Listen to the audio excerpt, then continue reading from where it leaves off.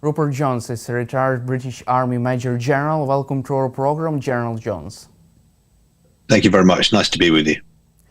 Ukrainian army has landed Russia's strategic bomber Tu-22 with a Ukrainian drone. According to the Commander-in-Chief of the Ukrainian Army, General Syrsky, how can you assess this result of this strike and other strikes deep inside Russia? Well, I suppose there's two elements to it. There is the physical act of a destruction of a Russian bomber, which is important because the Russians don't have that many Tu-22s.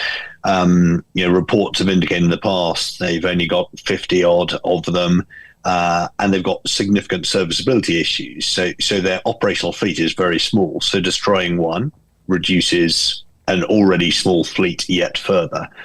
But I guess more important is the psychological impact.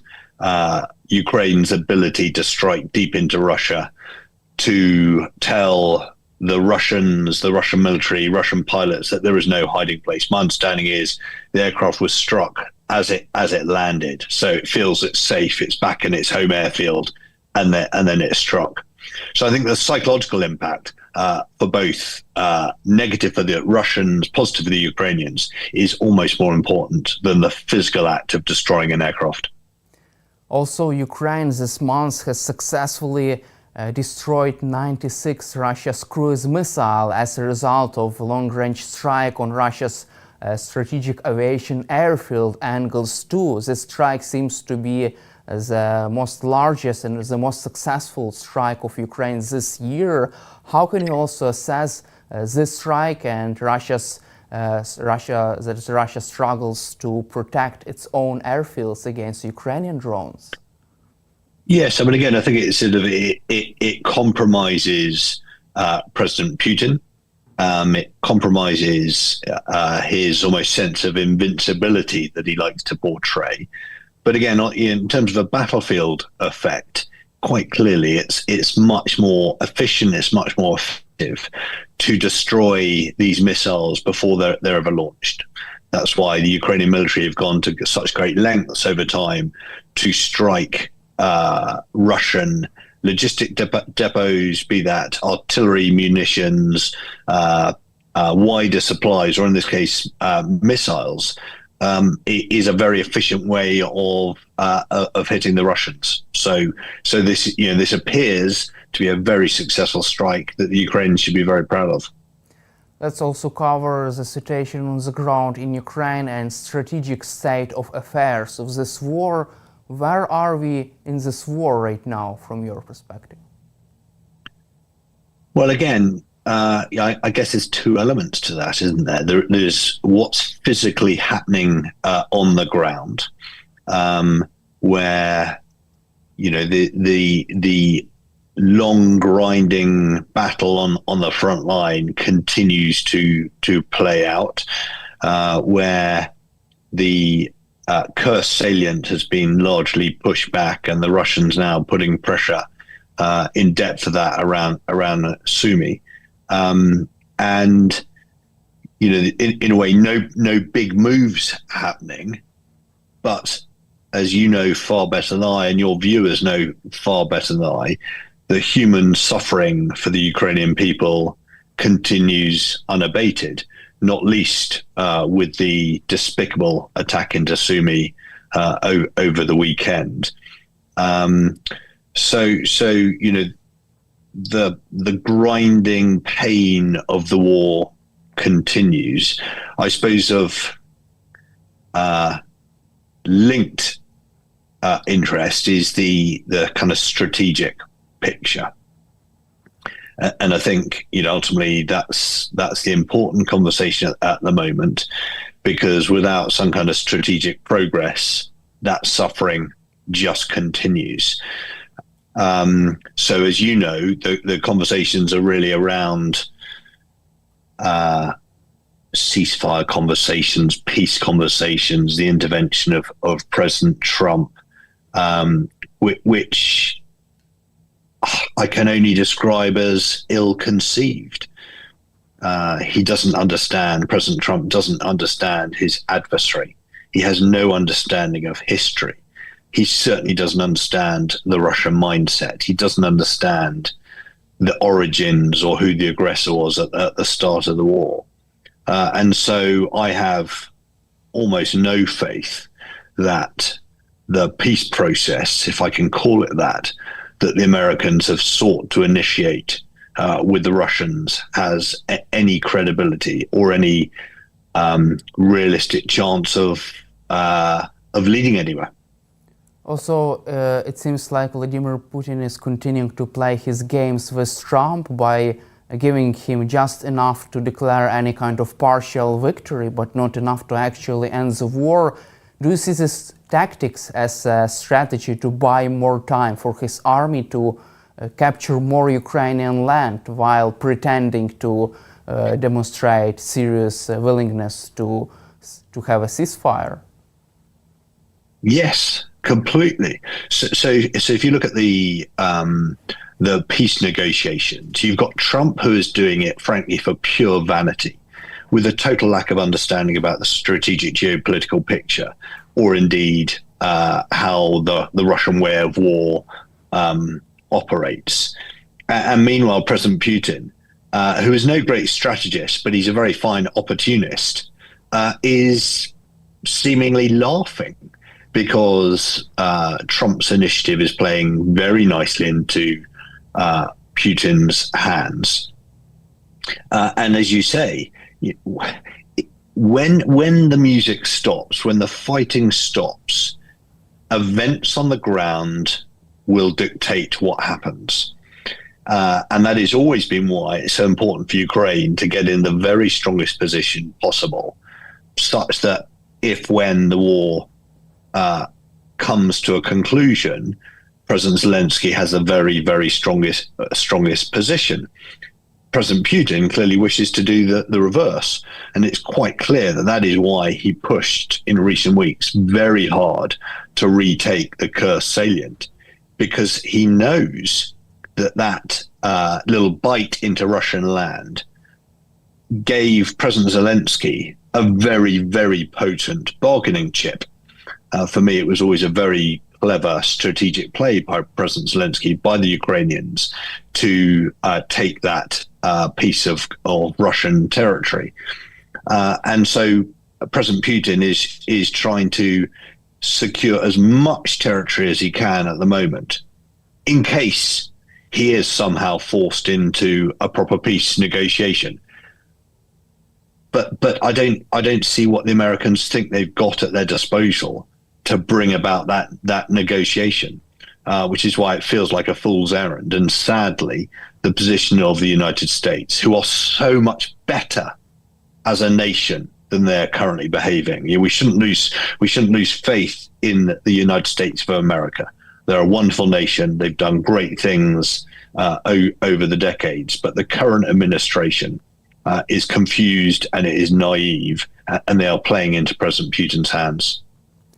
And can you imagine a scenario in which Donald Trump will start to understand the nature of this war and Vladimir Putin's real aims and real intentions in this war? Is there a chance for a big confrontation between Trump and Putin, and Trump putting pressure on Vladimir Putin? Well, who knows? I mean, I think that if we've all learned anything about President Trump in his last term and this term, it's his total unpredictability. There's no great strategic thought. He acts on a whim. I think President Zelensky's appeal to President Trump in recent days, that President Trump should come to Ukraine and see for himself the impact of the war, seems to me a very smart play, because it sort of appeals to President Trump's ego. And Trump is dominated, is dictated, his thinking is all about himself. It is about his ego, and it's about how he's going to be perceived. So I think that's a smart play, and that could unlock things. But the reality is that President Trump only acts in his own self-interest.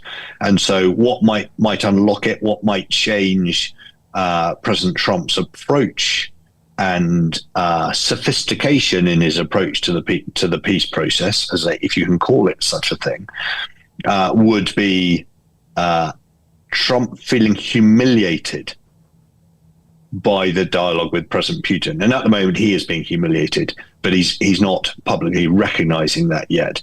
But at some point, will that trigger President Trump into some kind of alternative approach that is more favorable to Ukraine and indeed more favorable to the international rules-based system?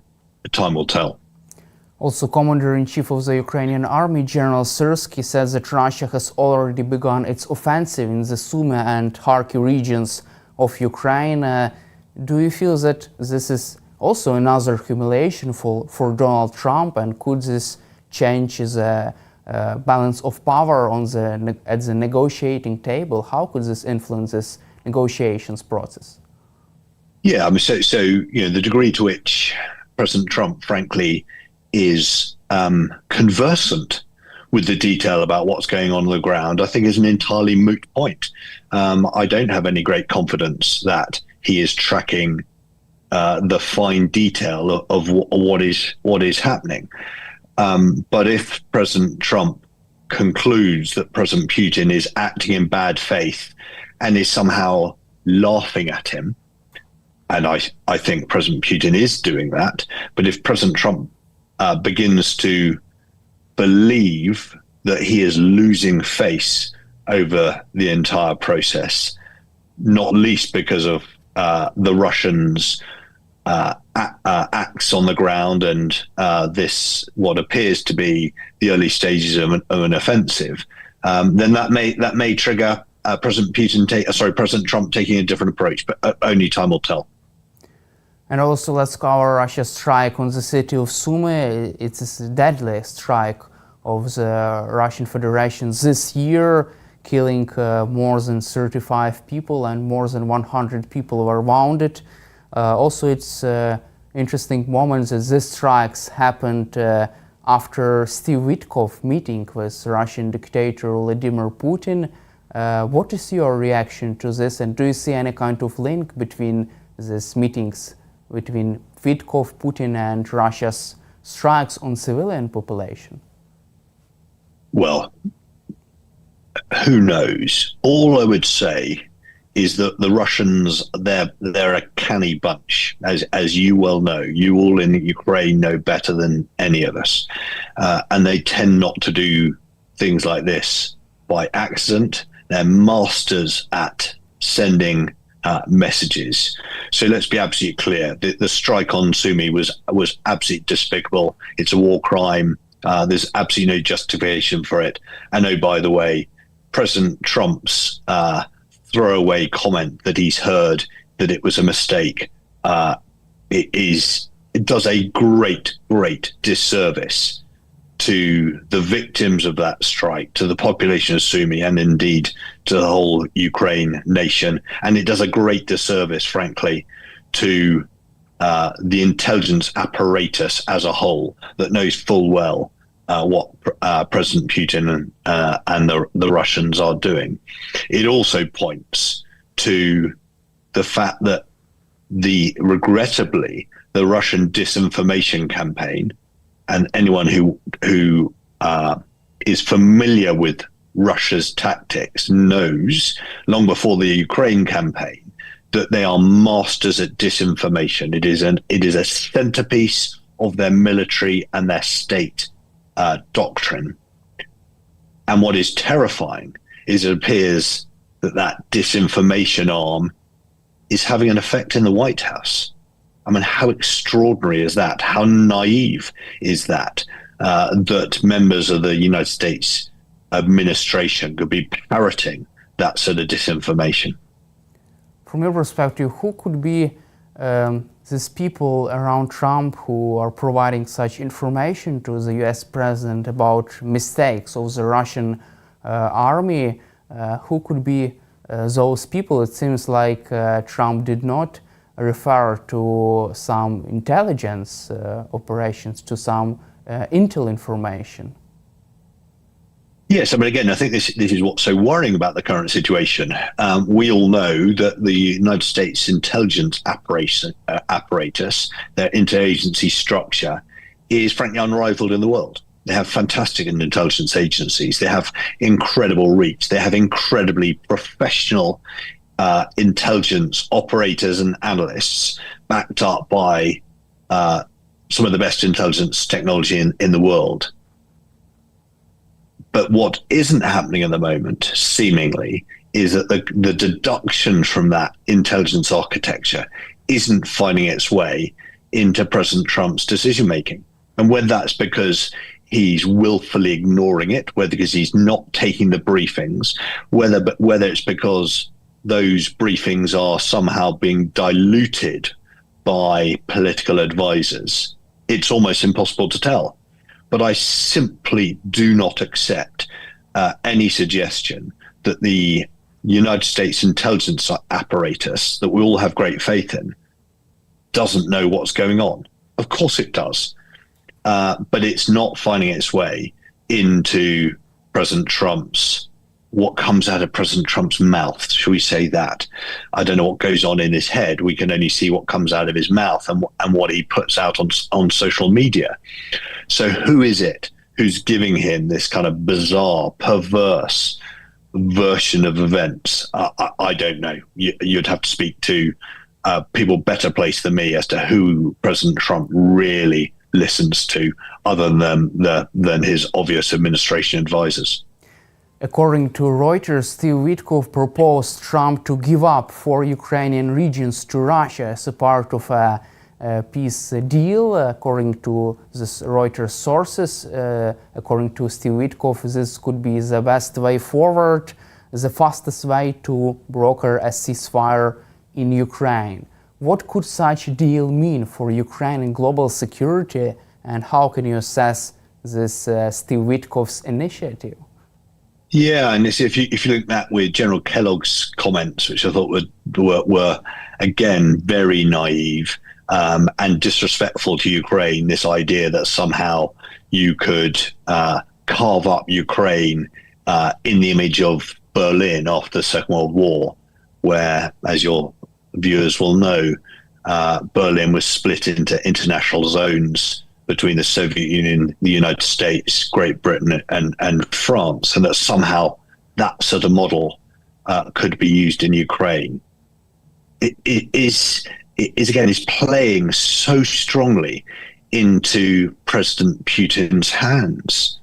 You know, the whole point about a negotiation when it comes is you've got to have cards to play. And if you cede everything with that sort of proposal, then you go into the peace process with no cards to play. But more importantly, what does that then say about the rules-based international system that we all rely on? The sovereignty of Ukraine, that regions of Ukraine would be given up in that manner, I think is very damaging.